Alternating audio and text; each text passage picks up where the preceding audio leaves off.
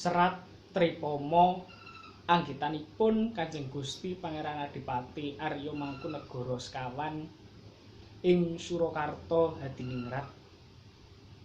Pupuh Dandang Gula Laras Slendra pathet sanga padha setunggal Dining Ramadan kelas 11 bahasa. Yogyanira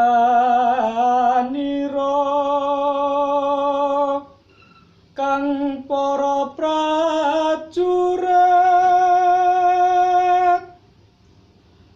lamun bisa samyan ulada dueng ngene caritane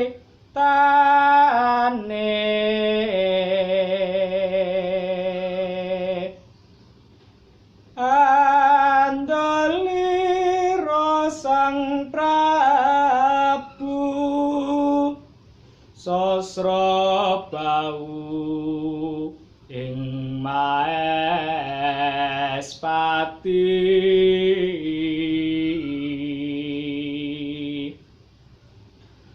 aran Patih Swanda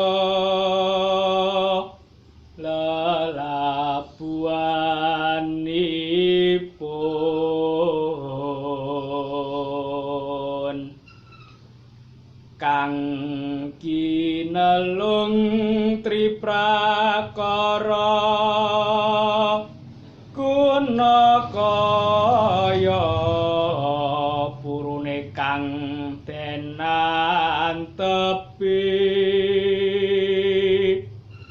nuhoni trahu